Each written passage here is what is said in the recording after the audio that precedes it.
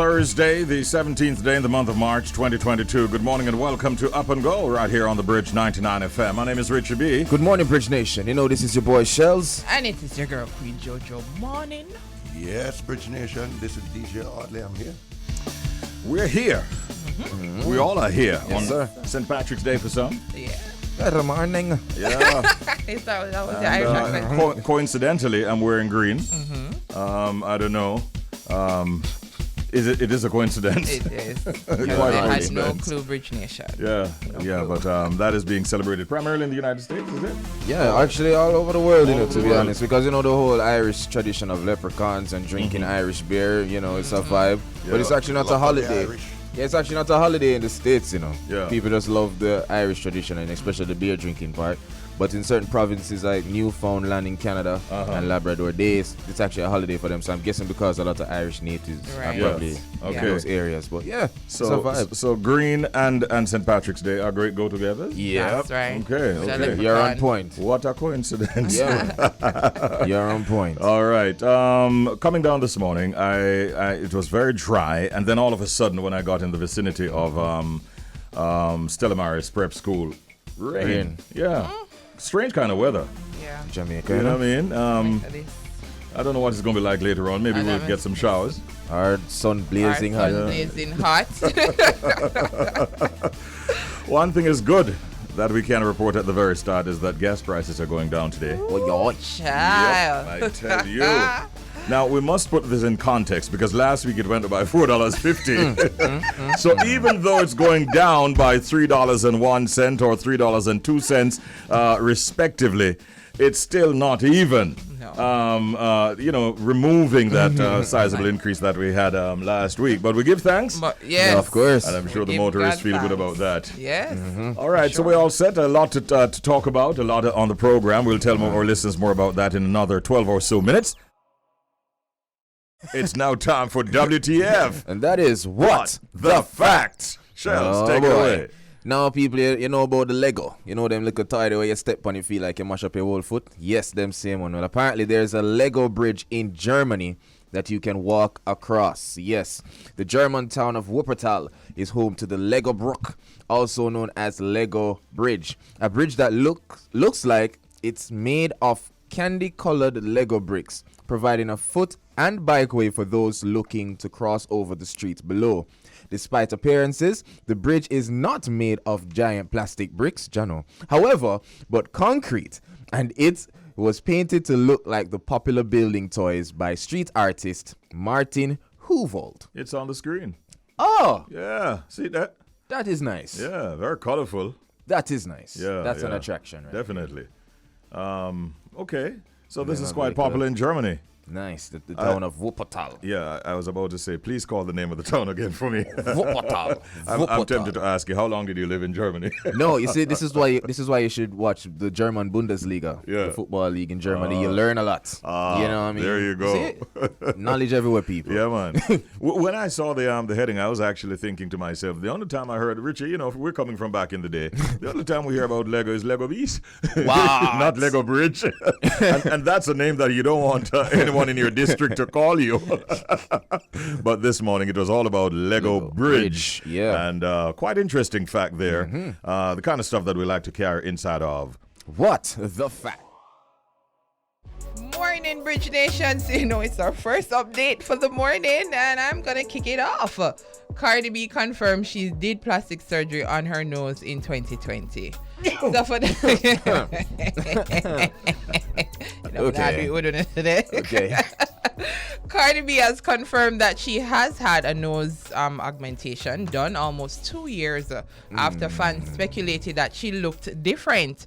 On Wednesday, yesterday, Cardi B clapped back at a fan who gave her a backhanded comment about her nose. She said, her face keeps changing. She looks good though, the fan wrote with an eye emoji, prompting a response from the Boda Killer rapper. So she finally, said, admitted that, yes, I did get my nose done. Everybody was saying it in 2020, but, she was like, stay out our business. Why you always think that we're doing our, but She didn't at that time, she didn't say she no, hadn't done she it, did though. not Okay. admit to doing the plastic surgery, but we know that she has done, many Yeah. other Oh, jobs. yes. Oh, yes. on her body. Well, at least she didn't get the same surgeon who took care of Michael Jackson. Oh no. That man. that I think The was surgeons actually. are getting better. Richie, I trouble with that. But yeah, she's like, stay up my business. Yeah. And that was really a Take your nose backhanded out my comment for true. Take your nose out my business. Sorry, I couldn't help myself. Got here. I can't help but talk about Shensia and Richie. Yeah. She's doing well. Yes. And it seems as if the celebrations will continue for her as she's going to headline Reggae Sunfest 2022. Look at that. Yes, Reggae Sunfest 2022 is shaping up to be one for the ages. Veteran conscious dancehall DJ Cesar Kalonji has already been confirmed for the event, and now the hottest artist in dancehall at the moment, Shensia, has also been confirmed as a headliner. Yes, the organizers of the event made the announcement yesterday, March 15th, via social media, just as Shensia was hosting a release party for her debut album Alpha at the Ramesh Entertainment headquarters on Campbell's Boulevard in St. Andrew. Congratulations, Shensia, on your debut album Alpha. You deserve it. We can't wait anymore. The sun comes up on July 22nd, 2022, when you hit the Sunfest stage. See you there, they posted on Instagram. So it's a good look. For Shensia, for sure. And Joe's equally excited. He can't wait. We were speaking about it off here. He's like, that Joe. He's a man who sees opportunity and sees it, man. And he's very passionate about Sunfest, and he just wants the best lineup possible, and we respect that.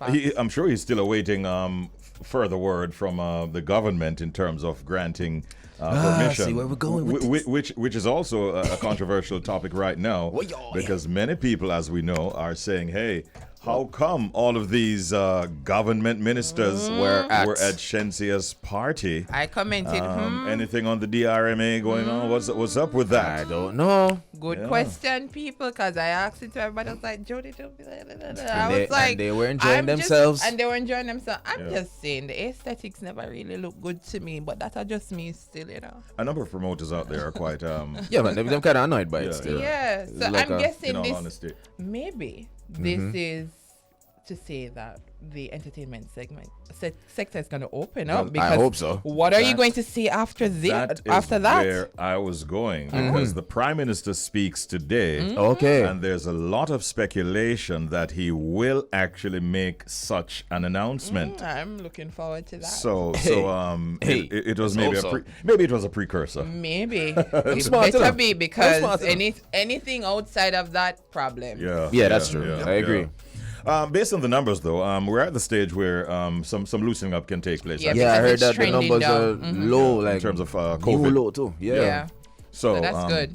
Prime Minister, we all are waiting with bated breath to hear to hear what you will say today. And you know something, Prime Minister, because I know you listen to us. Okay. If you want to discuss your presentation in Parliament today with us the following morning, we'll give you a whole segment if you want to talk with us. Yes, sir. We're now have it. All right, Prime Minister. I just wanted to be clear that we can have a chat with you if you want to accommodate us, and if you will, we will accommodate you. We endorse that. All right. I endorse that. All right. That's right. Yeah, see that? Full endorse. Your callers looking too. Oh, yes. Wow. That is St. Patrick Day, people. St. Patrick Day. That wraps up updates. I think we have some other stories that we'll share later on this morning. Jody, if time permits. If time permits us. Catch you later. What was that? Update. And it's now time for Proverb of the Day, and Rainford will play it for us. Can't play mass if you're afraid of powder. Play that again, Rainford. You can't play mass if you're afraid of powder. That's a dead giveaway. You can't play mass if you're afraid of powder. And from your ear mass, we know where that coming from. So the meaning of that is, this saying means that not to get involved in something controversial if you can't handle criticism. So basically, don't get involved in nothing if you can't manage criticism. So don't play mass if you can't. If you're afraid of powder. I like that one very much. Yes. It is. It makes sense. Yes, it makes much sense. It reminds me of one that we've had in Jamaica for a long time. If you can't take the heat, get out of the kitchen. Yes, that's it's a kind of universal. similar vibe, right? Yeah, that's the vibe Yeah. right there. All So right. no matter I'm putting up, you can't manage. Exactly. All right. So we're Thanks for heading that reminder. Yeah. So we're heading into our pet peeve, and our pet peeve come from one of our listeners this morning. It's kind of funny if you think about it. So remember, pet peeves are things that others do to you that you might find annoying, irritating, or even upsetting. And this morning we have a pet peeve from one of our listeners. My pet peeve is I don't like waiting on people. People must be on time. If you tell me 2 o'clock, come 2 o'clock. But now have me stand up out the door. I wait like you put out horse for them grass.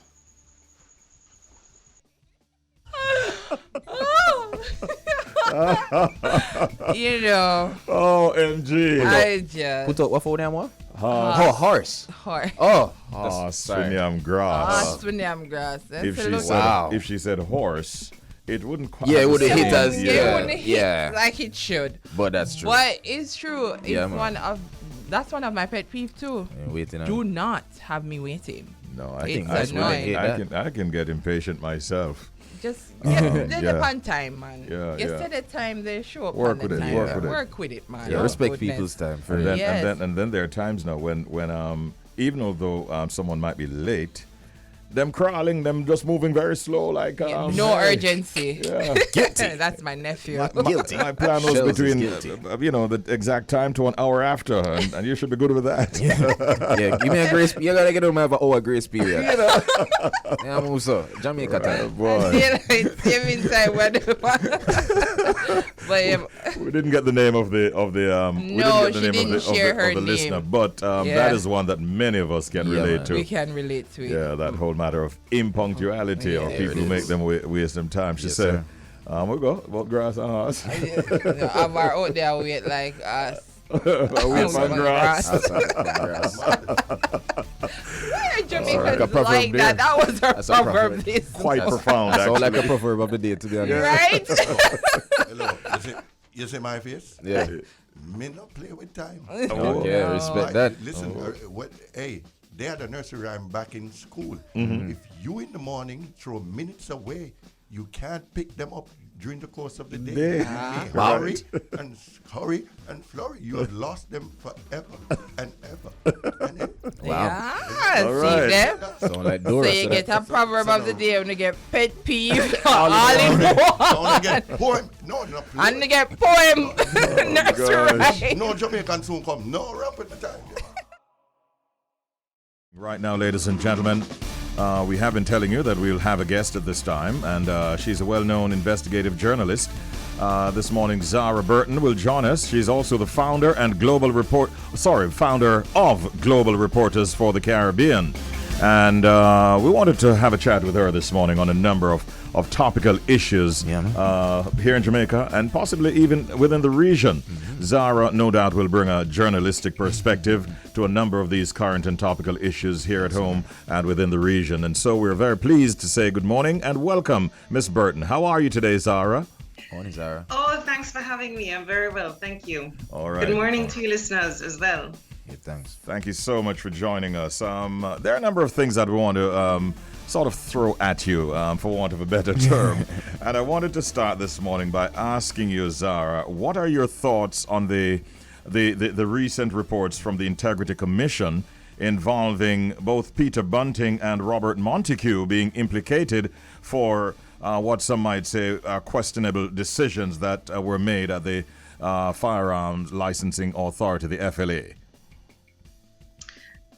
Well, where do I begin? I think the big question that everybody is asking is not, whether Montague should have resigned. It's a situation about whether Peter Bunting should have resigned as well. And, last night I went through the report and I saw some information in there and I said to myself, you know what, it's not so clear cut in this case. I mean, when you look at what Montague signed off on and said, yes, this person should get a license. It's so egregious that there is no other choice here, than for him to go. And I'm not looking at, I watched somebody say yesterday that, what you see with Montague is not just this event, but a series of events. I'm not looking at a series of events right now when I'm speaking. I'm just looking at what was in the report on this occasion. Okay. And I would say to you that, when I look at it, I mean, I don't know if I can read. Is it possible for me to just read at least even just one of the things that Montague was fingered for? Yes, you can go ahead and do that. Okay. So, Montague, and I'm trying to pull up the report as we speak in front of me, right? Yes. Montague was fingered for certain situations where the persons were actually convicted, and some of those convictions related to firearms issues, and it's almost like that to me is a definitive no, you shouldn't do that, on more than one occasion, of course, right? There were 6 incidences. No, here you have another situation where Peter Bunting was fingered on 2 occasions, right? And it's like in one of the cases where there was some molestation of a child, it doesn't say that there was a conviction. And I think somebody said yesterday, there's not a conviction in the case. There was no report in the case, the police report in the case, but it just smells wrong, like that person shouldn't have gotten a gun. And so that case in particular really upset me on a personal level. You know what I mean? So from a legal perspective, I know that these guys, let us say they have the ability, meaning the ministers have the ability to give these licenses. But from a conscience and ethical perspective, there's really a question mark. And what I will say to you is that just based on what is in this report, I believe that the Montague case is a lot more egregious. But Bunting, I don't know how to actually verbalize whether he should resign. I know that there was an expungement in one of the cases, and I looked up, okay, in another state, let us say, for instance, in New Jersey, yes, there is the ability to get a gun license if you have an expungement, according to what I researched last night. And so, as I said to you before, it's like legally, you understand what I'm saying? It's like he seems like he was on maybe, I wouldn't call it solid footing, but more solid footing. But ethically, I'm having a problem. And so I can't definitively say he should absolutely resign. You understand what I'm saying? But I can't also say he shouldn't resign. It's like I'm trying to still wrap my mind around that whole thing. Sounds like what you're saying is that jump out to me. Yes. It sounds like you're saying it just doesn't look good and doesn't sit well with you at all. It doesn't sit well with me at all, right? And as I said, I know that there's a big question mark, and I myself haven't been able to fully wrap my mind around that whole thing because of, as I said, the expungement is one thing, you know what I mean? And also the other issue of the fact that there was no police report. So, just ethically, it doesn't sit right to me. But one thing I can say to you that doesn't sit well with me either is that I don't know if anybody, I know Jeanette Calder of JAMP, Jamaica Accountability Meter Portal, and she just pointed out to me this morning that this report was dated January of 2020. And we're in 2022. So the question I asked her this morning, do we know when the Parliament received the report? Okay. And that's a question I want to ask, for instance, today, because, and by the way, and I've also asked another question that I think is relevant to ask. In fact, I asked this question of Horace Chang this morning. I said, have you ever issued a license to a person with criminal traces? And that's on a WhatsApp message. He hasn't either received it or responded as yet, right? And so those are the kinds of questions that I really am curious about. Yeah. The extent to which this extended past the Montague administration. And so I've asked that question and I'm waiting for a response. I did see something about how in 2017 by Jovan Johnson that, you know, I'm looking at the WhatsApp message as it comes in from him, right? I asked him that question as well. In 2017, the minister seemingly doesn't have that authority anymore. So I'm not sure if that means that he didn't. Yeah. You have actually put some very pertinent points on the table. Shellz, also, we want to move on to another couple of issues. Yeah. You have a question for her, Shellz, so yes, go ahead. No problem. Good morning again, Zahra.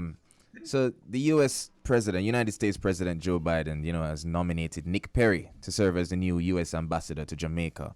As we know, Nick Perry, you know, is the first Jamaican born to serve as a U.S. ambassador to Jamaica. Do you believe, you know, this was a strategic move by the U.S. government, or are we reading too much into it? Should we just be happy for it and just, you know, take it as it is?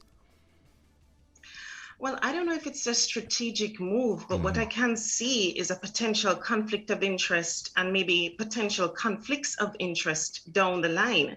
Here's what I mean by that. What I mean by that is that, let us call him the mining, he is the mining minister, Audley Shaw. He came out and said, you know, UC Rusal's operations here in Jamaica remain active, even though, of course, Russia has invaded Ukraine. Now, let us say it gets to a point where the United States, even though they haven't sanctioned UC Rusal as yet, you remember they overturned certain sanctions on UC Rusal in 2019, even though the US had sanctioned that company. I think it was maybe in 18 or 17, somewhere thereabouts. So you get a situation like that now where the United States, especially if things get worse in Russia, may want to amp up the pressure on Russia, may want to amp up the pressure on Oleg Deripaska, which is the single biggest shareholder in that company, again, plus that owns UC Rusal. He was sanctioned personally in the US and also by the UK most recently last week. Now, if it is things get worse and they amp up the pressure on UC Rusal as a company and put sanctions on UC Rusal, then you might have a United States State Department spokesperson coming to this new ambassador and saying, look, you need to make sure that the Jamaican government finds a way or shuts down by force the relationship with UC Rusal. And as you know, that relationship has jobs at stake. That relationship has economic benefits at stake, because at the end of the day, and when I say economic benefits, I shouldn't say economic benefits just so single-handedly like that, because there are obviously economic disadvantages, especially to our environment. The point I'm trying to make, though, is that last year, I think in 2022, this year, I saw a revenue intake to our government here in Jamaica of $2 billion from a bauxite levy. UC Rusal is a part of that too. So that's not something to sniff at. And so if he's in a position now where he's Jamaican and he obviously understands what it means to have hundreds of jobs on the line, he may be squeezed because he's getting pressure from the United States and also pressure from, and that nationalistic view of pressure from this government as well. So you can understand how those conflicts of interest could occur, and how they will be dealt with may not be clear cut because somebody going vex. You understand what I'm saying? Somebody go vex. I hear you very, very clearly. I have a follow-up question, Zahra. Do you think that Mr. Perry might have had to denounce his Jamaican citizenship prior to accepting this job? Has that ever crossed your mind? I don't know. I really don't know. It did cross my mind, but I don't know. And I'm not going to speculate because I just don't know, right? I really don't know how these things work in order to become an ambassador. Yeah.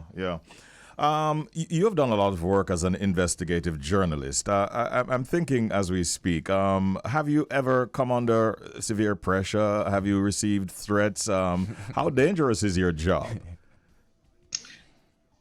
I think some of the biggest vitriol I've received is actually online, which is unfortunate. You'll put out a story and instead of people, let us say, feeling like, okay, more corruption is being rooted out of the country, that you're exposing this and that. Yes, you get that, right? But what you get a lot of is individual personal attacks to the point where you don't even want to post online what your latest investigation has shown. And so that is the part that disturbs me as a journalist, the fact that there is so much vitriol out there, and it sometimes comes across as threatening, even if the person is not, let us say, serious, but it comes across as threatening. One time one person, had, responded to me, and it's like there was, as I said, it was like an image of like somebody blowing their head off. And it's like you wonder to yourself, okay, what is the message that the person is actually trying to send to me? Is the person trying to say they plan to blow my head off, or are they saying you should blow your head off? Like things like that. You're just not sure how to kind of interpret it, but you do think of it as however it comes across. It's not fun to deal with, and it doesn't seem like something that where your security is completely safe. And I've had somebody as well on another note tell me that they were told, like this was during 2020, around the time of the whole Christopher thing. They told me that they were approached, right? They do some kind of undercover work sometime, approached to do a profile on me, approached to track my vehicle and that kind of thing. So those kinds of things make you feel a bit more insecure than you would normally feel. Those are less frequent, I have to say. But I'm saying in terms of the social media, maybe just because it's easier, there's a lot to deal with as an investigative journalist. I know you had published a report some time ago, which carried a lot of information from your perspective and from the investigation on the our Prime Minister's finances. And if I recall, you were sued by the PM. Is that a fact? And if so, where is that case at presently? Okay, so that was in 2016 that I reported on the Prime Minister's housing situation and also his real estate holdings and contracts that he had awarded to his, let's call it friends, business associates. No, I can tell you that, yes, it was true. He sued me in 2016. And then one of his friends sued me a year later in 2017. And then the one with the Prime Minister, we went to mediation, and that one was resolved under confidential terms. I can tell you that the one with the friend, a man named Robert Garvin, that remains unresolved. We were supposed to go to trial in 2024. But at the present, what we're doing is trying to see if there's a way to avoid going to a trial. I think that is where we're at. No, I don't know what will end up happening with that negotiation, but that is something that's going on. Now, regardless, I can tell you that in 2016, when we originally broadcasted, this was around, let us say it was the Monday evening in May of 2016. We were supposed to rebroadcast it on the Sunday of 2016. And we were blocked by the court at the time from rebroadcasting because of an injunction application that was made by his attorneys without us present, meaning without TVG where it was broadcast, and also without 18 Degrees North. And they actually got an injunction for the rebroadcast not to happen. We fought the injunction, successfully won the ability to rebroadcast, but because of the defamation suit that had ensued, we actually held off on rebroadcasting. Now, what we did retain all this time, though, is the ability to rebroadcast. And hopefully when this situation is all said and done, we will have a rebroadcast of this thing. That is my hope. But I can tell you that this particular legal issue with this friend is where we are with that right now. Well, listen, there are a number of other things we wanted to talk to you about, but time will not permit. We'll have to have you another time, Zahra. But it's always a great pleasure to have you with us, and we thank you for your honesty this morning, and we wish you a great day and look forward to talking to you again sometime in the near future. Thank you. Thank you so much. Thanks. And by the way, thanks to you listeners as well. And if anybody wants to see what it is that we work on at 18 Degrees North, they can always go to 18degreesnorthtv.substack.com and sign up there for a newsletter. Wonderful. Thank you, Zahra. Have a great day. You know, Alex Morrissey is the executive director of the Earth Hour concert, and Christopher Ellis, who both will join us, by the way. Christopher Ellis is the youngest male progeny of the godfather of Jamaican rocksteady, the late Alton Ellis. And they're here to talk to us this morning about the Earth Hour concert, a virtual concert. And if you don't know much about it, we can tell our listeners this is an hour for Earth and for us. Every year, around about 8:30 p.m. on the last Saturday of March, supporters in over 190 countries and territories actually unite, taking action on and raising awareness of the issues facing our own home. But Earth Hour is more than just an hour for Earth. It's a movement, really, for our own future, for the benefit of people on the planet. And it's not only a symbol of solidarity, it is a catalyst for change, harnessing the power of the crowd. Wow. We're joined this morning by Alex Morrissey and Christopher Ellis. Good morning, gentlemen. Morning. Morning. Blessings. Welcome to Up and Go here on The Bridge 99 FM. Alex, it's been a while. How you been doing, boss? Doing good, Richie. Great having you. We go way back, and I'm happy to have you on the program this morning. Is Christopher Ellis with us? Chris? Yeah, right here. Can you hear me? I'm hearing you loud and clear, Chris. How's your morning? Good. You doing well?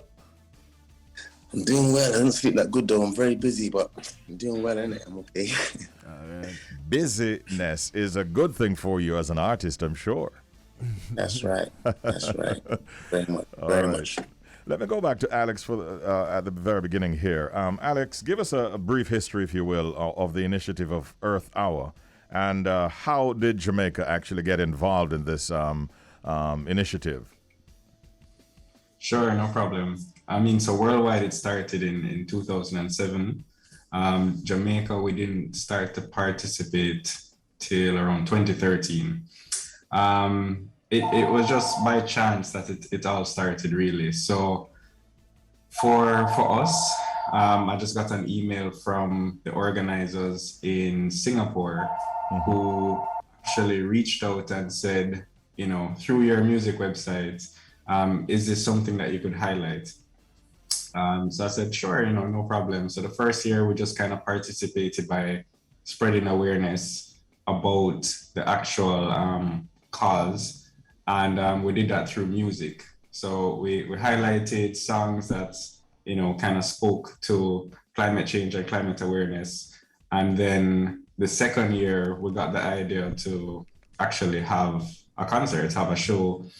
And it's just kind of propelled ever since. So, you know, the first show, we got 1,000 people coming. And then at its peak, we got 5,000 persons in attendance. Mm-hmm. So switching, you know, gears now to having this virtual is much different. I mean, it's the same as producing a show in person, believe it or not, but our reach is amplified, you know, through social media.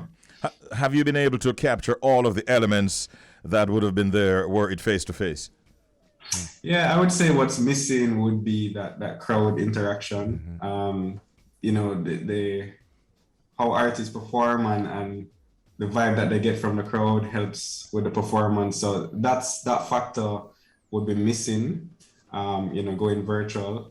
But the performances are, you know, they're all on point. So you still get that experience as if you were there. Because Earth Hour is naturally intimate, you know, acoustic kind of vibe setting.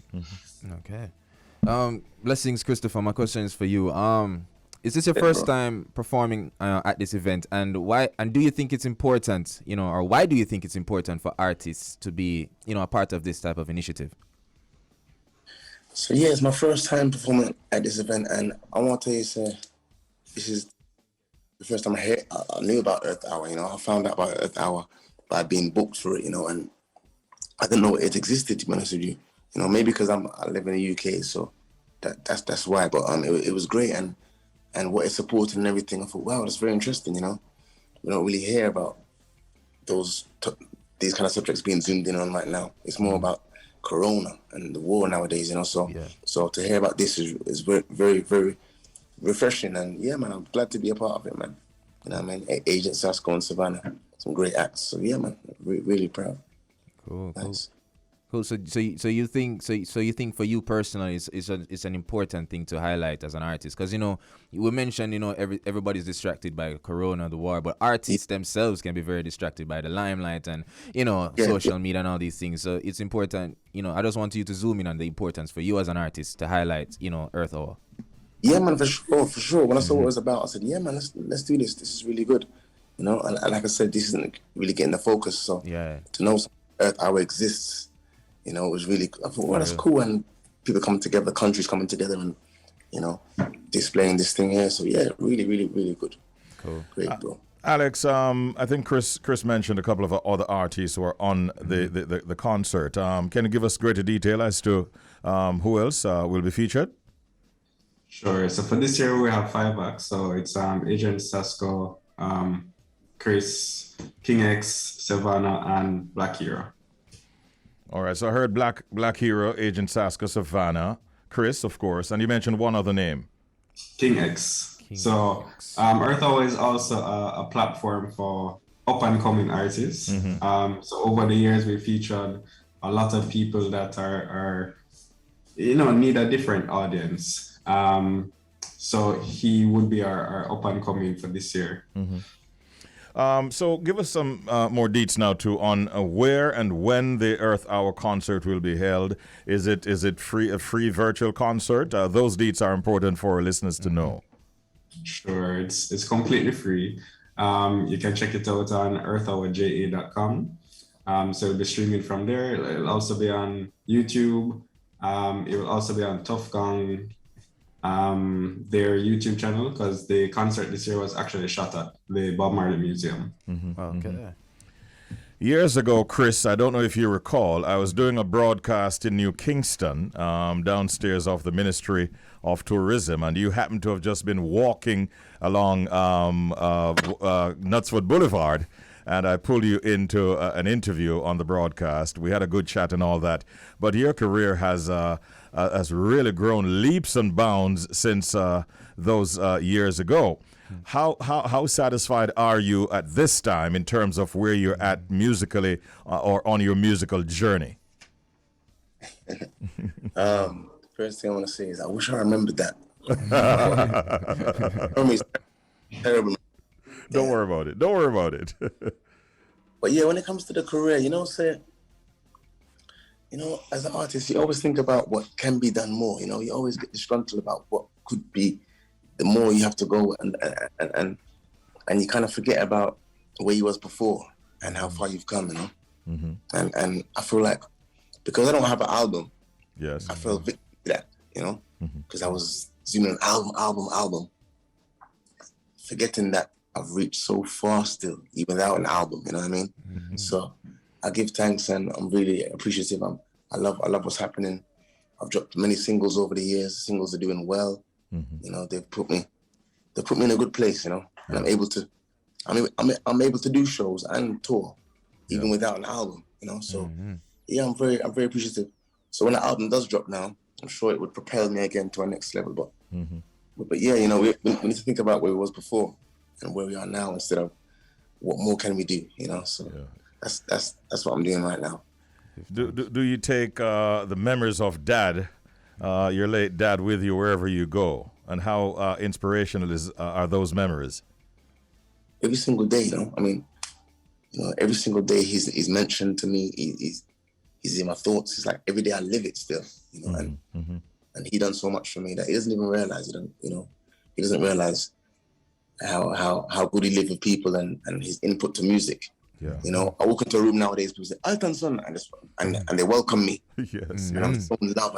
Yeah, man, sometimes it's really emotional to know. Say, wow, he doesn't even know the impact of what he's done and how it's affected me and helped me. Yeah. So, yeah, man, Alton Ellis, I always endorse my father. I'll go on stage and I always sing at least one.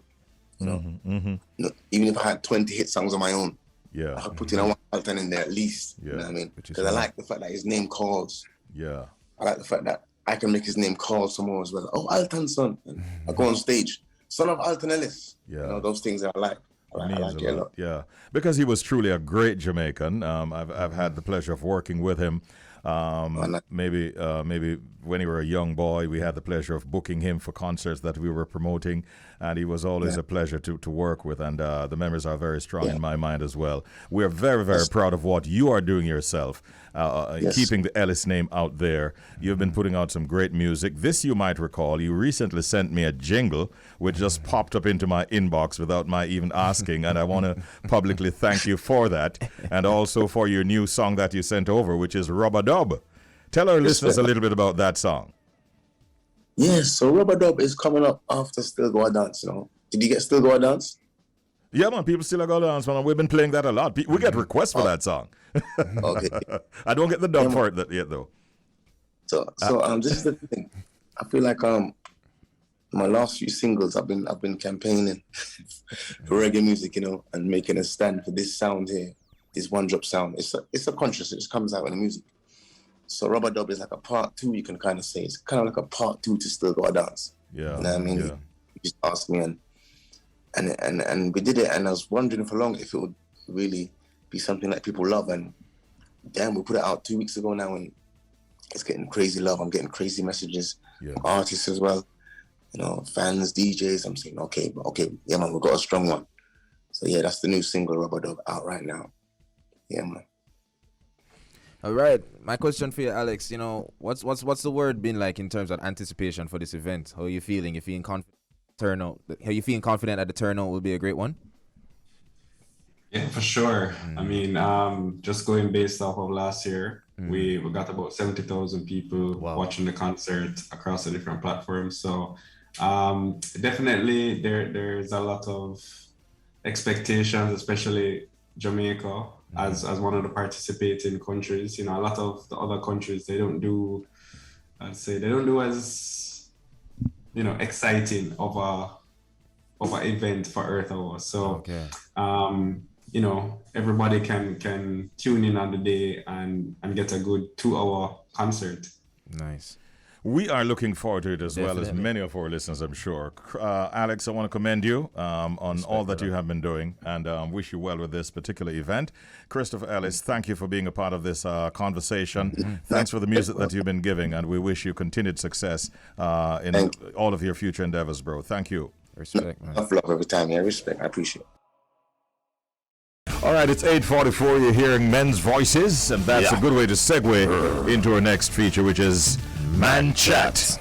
And this morning we're looking at the question really is, are men still required to play the traditional role of a breadwinner? Very important subject for all of the men to listen to. We're joined at this time by a very special guest. He's a father, he's a financial coach, and he's CEO of Live to Give Jamaica. Man Chat welcomes Mr. Carlton Stewart. Good morning, Mr. Stewart. Morning, Mr. Stewart. Hey, morning, everybody. Morning, fellow gentlemen in the studio. What are you doing? We're doing well. We're here. We're happy to have you on the program. Thank you for joining us. No, Mr. Stewart, you hear the reasoning today. You know, are men still required to play the traditional role of a breadwinner? Let's break it down. What does it mean to you, sir? You know, what does it mean for a man to be a breadwinner? Well, the traditional view of a breadwinner really is the person in the household that brings in really the lion's share of the income to take care of the family, or who takes in the majority of the money. Really, that is the traditional definition of who the breadwinner is.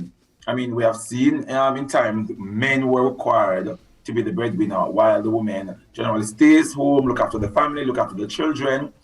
We have seen that in the traditional sense. But is it changing? And the question is it changing? Yeah. And I think that is. The role is changing. What is done is changing. I mean, the entire thing is changing as we look into how things are moving forward. Okay. I'm seeing something here that's called a universal breadwinner model. There's a model for this thing. What is that? What is a universal breadwinner model? the model thing that they refer to is who should bring in the most, and then secondly who comes after that, and then third. But we have seen in in times now where women sometimes play the role of breadwinner in the family because there's a man absent in the family. And the women sometimes are the single parent home. We have men as single parent home, but we see majority in the cases where women are the single parent, which then leads them to be the sole person who brings in an income and take care of the family. But should men be the breadwinner? Should men play a part in all of this? And my answer still remains yes. Okay. A lot of We men have a responsibility. Yeah, a lot of men are out there listening to us right now, and they tune in every week at this time to hear what we're talking about. This matter of breadwinner. We're living in a time when, in some instances, women are in fact much more independent. Yeah. Sometimes they're earning more money than their male partner. Yeah. I have to ask you this question, Carlton. Are men still expected to be the breadwinner in those circumstances where the woman is earning more, raking in more dough, and so on? And I'm going to go back to the traditional definition, which is the lion's share of the income. That's what they generally use to say you are the breadwinner. But as things change, we recognize that it is equally important for everyone who is at the table sometimes to bring something to the table. And if it is that you have your wife, your spouse, your woman, who are contributing financially, who are putting their foot forward to help with all of that, I think that is acceptable as well. But the men need to take up the responsibility to ensure that what they are bringing to the table makes sense. You are able to cover your family. You are able to contribute something financially to your family and don't run from the responsibility. If it is that your woman even earns more than you, that is perfectly fine. We're in a culture now where it should be fine. Men should be confident enough if your wife or your woman earns more than you, but it does not take away your responsibility as a man to make sure you're showing up financially for the family as well.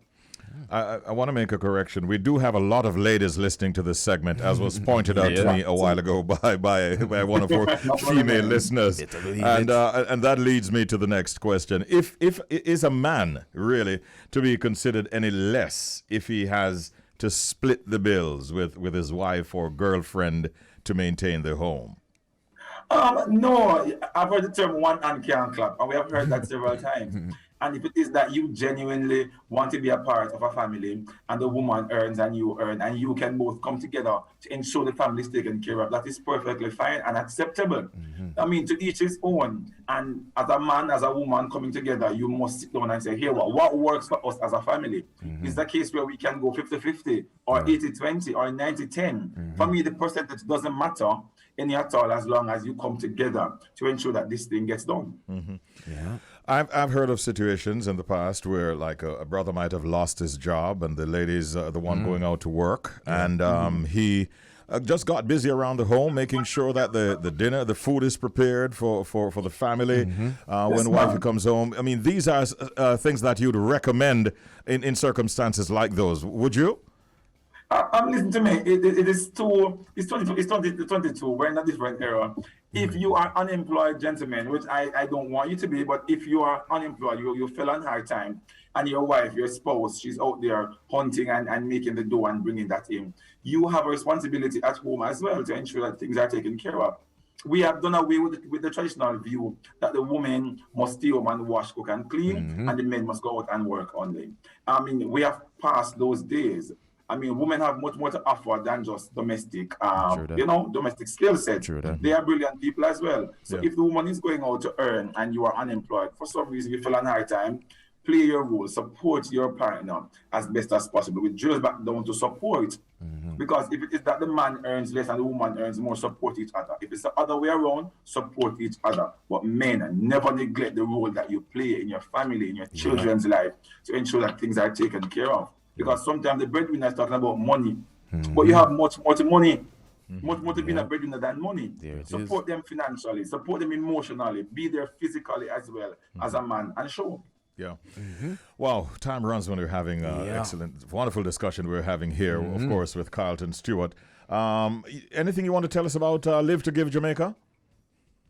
All right, so Live to Give Jamaica is a charitable foundation where we generally just stand on 3 pillars to help persons who don't have food, help persons who don't have the basic necessities, for those persons who need help educationally as well. We provide scholarships once per year, And we do that during the course of the year. So we want to encourage persons, if it is that you're in a position to help, to donate, to help the vulnerable in this country, come on board with us. I mean, we have our account at VNBS, so you can transfer and donate towards the foundation, or you can just drop off anything that you want, food supplies, anything. Partner with us so we can impact more lives through love. That's generally our mission, impacting lives through love. Nice. Wow. We thank you so very much, sir. Carlton Stewart, for your deliberations with us and your contribution to the program on the subject. Are men still required to play the traditional role of a breadwinner? Found it to be quite interesting, and we hope to talk to you again sometime in the future. Take care and have a good day. Problem. Big up yourself. Thank you. Respect, man. man. Have a good one. All right. Big up yourself too, boss. Carlton Stewart, ladies and gentlemen, a father, a financial coach, and CEO of Live to Give Jamaica. Shellz, it's that time of the morning when we get inside of a sponsored segment, courtesy of our friends at the Office of the Public Defender. It is a feature we call Constitutionally Speaking, and today we'll be looking at the topic housing and land titles in Jamaica. And we are joined by, of course, the Public Defender herself, Arlene Harrison Henry, who's our guest on the telephone. Good morning, Public Defender. Welcome. How are you today? Morning, ma'am. Hi. Good morning. I'm good. Thank you so much for joining us once again. I like the topic that we're looking at today, housing and land titles in Jamaica. So our first question to you then is, what are some of the practical ways that as a country we can address the burning issues really of land titling and housing in Jamaica? Right. Thank you. Before we go there, sometimes we have little changes in the program, and I just wanted to apprise you of that. First of all, Mr. Mackenzie is with me this morning. Oh, he is? Okay, wonderful. Yes. Wonderful. Good morning, Mr. Mackenzie. Morning to you, sir. And during the course of the week, we have had a number of complaints and inquiries in relation to land matters. But these are matters where the courts have already ruled upon.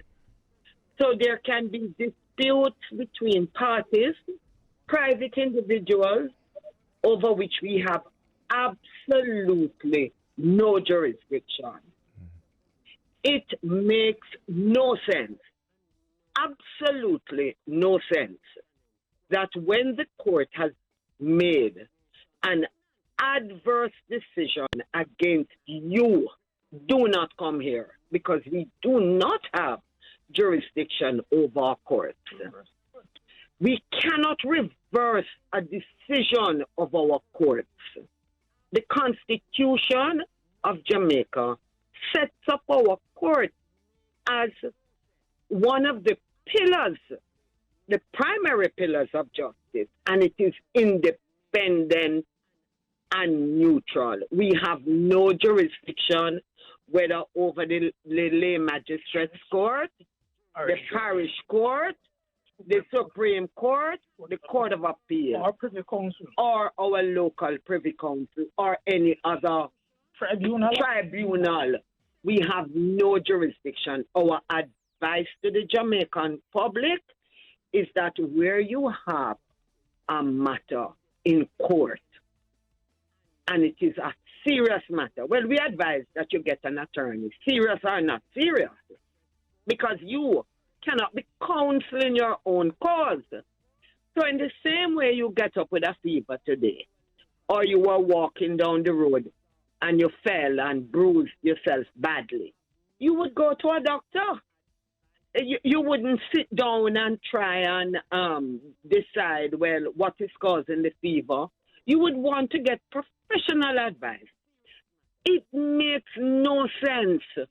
And we, Mr. Mackenzie and I, we go through with people time and time again that where the court has ruled, so far as this office is concerned, we have no jurisdiction. You may have a right of appeal, fine, but we can do nothing. So don't come here and tell us that, well, you have served a sentence. For example, a recent event here for 30 years and you were wrongly convicted. I mean, can we get real when it comes to these matters? And if you are aggrieved by the court, your redress is by way of an appeal to a higher court. Another recent one which came here was the female of a male defendant. She was convicted in the Supreme Court. She bolted here to tell us, oh, them tell life on her baby father. Her baby father got sentenced.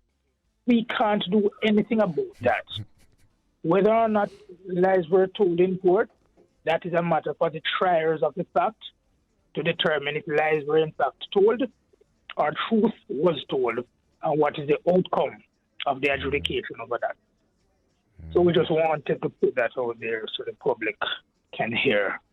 It is so important that when you are served with paper and there is a contest about the ownership of land, the possession of land, anything to do with land, people need an attorney at law.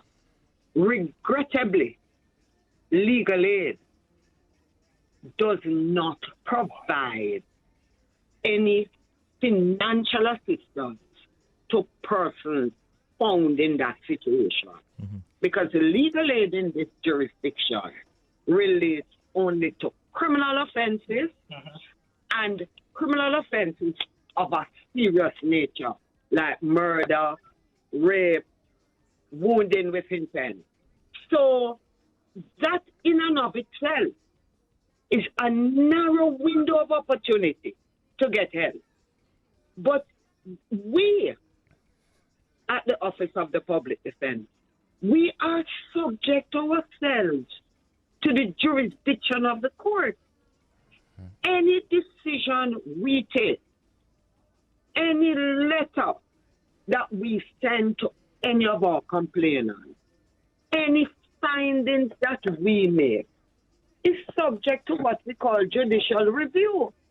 So the complainant who may not be happy or may not be in agreement with a finding of fact that we have made or some decision that we have taken, can themselves go to court and ask the court to review our processes and ultimately the decision that we have taken. So we just asking the Jamaican public, protect your rights, protect your interest in land you say you have an interest in. And the best way to do it is get an effective attorney. Yes. One who understands the processes of our court, because you know there are several procedures, and procedures are there normally to guarantee fairness between the parties. And then you need an attorney who is effective with knowledge of the law in the area. Public defender. Don't wait until the horse gone through the gate. Yes. And then you come here with a complaint. Clearly understood. I think I have a question, and I know Shellz also has one. As we continue to focus really on the whole matter of housing and land titles here in Jamaica, in what ways would you say that in all of this, does it contribute to squatting in any way? Absolutely. You see, one of the things that we seem well versed in doing is identifying empty land and just moving on it. And then you create these, what is now regarded euphemistically as informal communities. I recommend strongly to persons who find themselves in that situation. And we're not judgmental about it, because we understand that there are hundreds of thousands of Jamaicans who may not have the wherewithal to be able to acquire a parcel of land to build. We recommend, however, and I'm following up on something I heard the Prime Minister say, go into your local land office and apply to government for a piece of land. You're not going to get it free, but you can enter into arrangement to pay for it. You see what is happening, you know. We have these squatter communities. Sorry, informal communities. I'm going with that expression. That's the same we refer to as capture land, Mr. Capture Burton. land. Yes. Yes. We have other communities. You see, all of these things are intertwined with lack of proper sanitary facilities. It is intertwined with a denuding of our natural vegetation. It is intertwined with interfering with the natural flow of water, leading to flooding and all these things. These matters need the input of whether it is urban planning, whether it is planning at the municipal corporation level, and so on.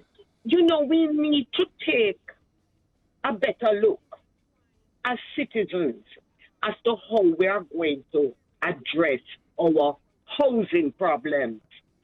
And where you can't afford a piece of land, come forward nonetheless, because it matters very much as to how you raise your children, what it is you provide for those who can't provide for themselves. And we want you to be a part of our community and to be a full citizen on this island, which is what each one of us has to be. Absolutely. Let's hear what Shellz has to say to you, Madam Public Defender. Well, yes. So far what I've loved, what I'm loving so far is that not only as it relates to the issues of land title and housing in Jamaica, you guys are highlighting that citizens need to take some form of accountability, and I really respect that, because we seem to always like to blame agencies and blame the government and all these things. But I have a question, as it's tied to the land title and housing situation. I want to know, how does that affect the constitutional rights of citizens? Well, you know, our Constitution does not recognize the right to housing and the right to the right to anyone capturing land. Though the ownership of property is guaranteed and protected in the Constitution.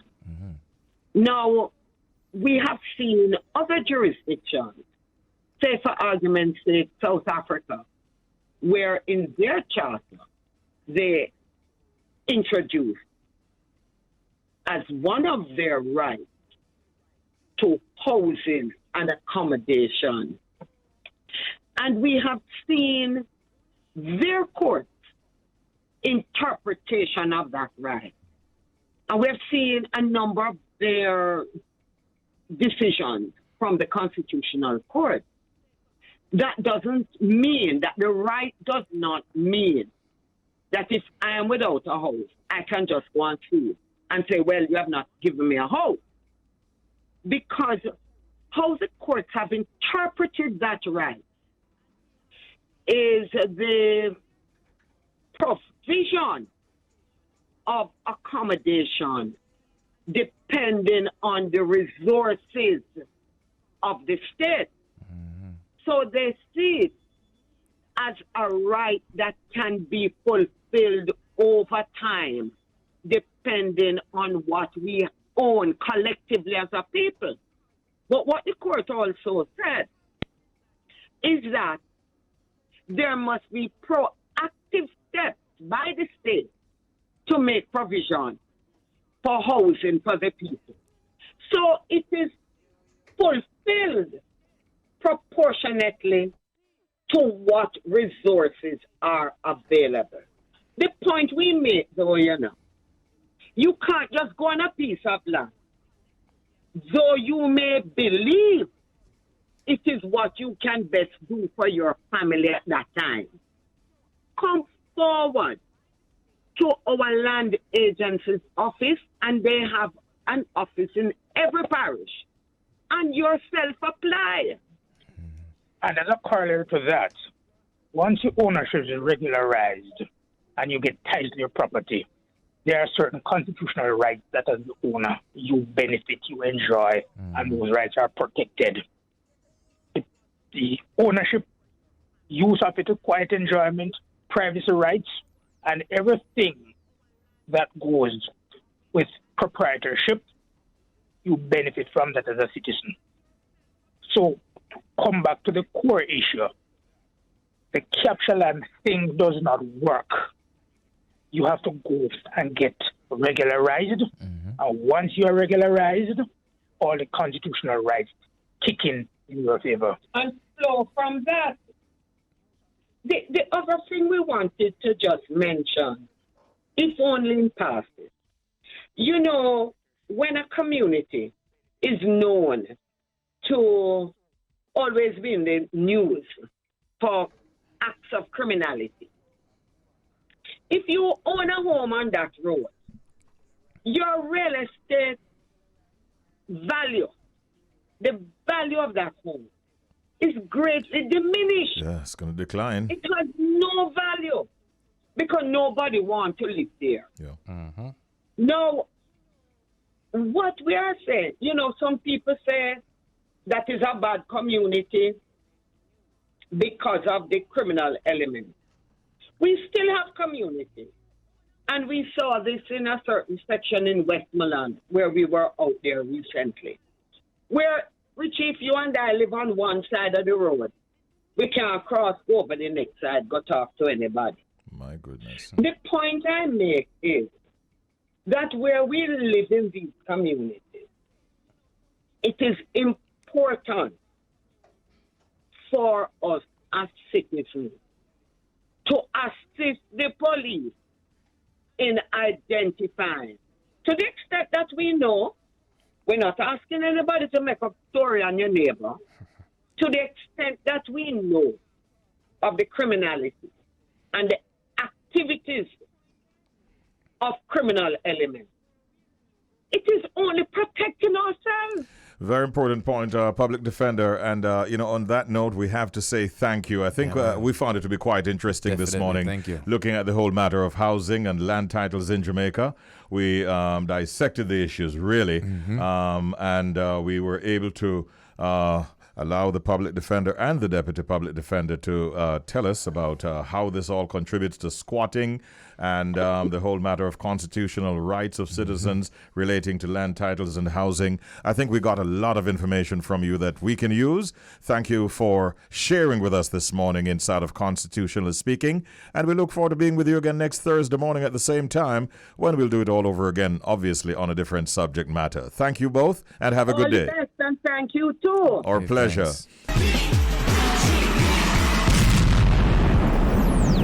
Richie B, the party master, on Up and Go, The Bridge, 99 FM.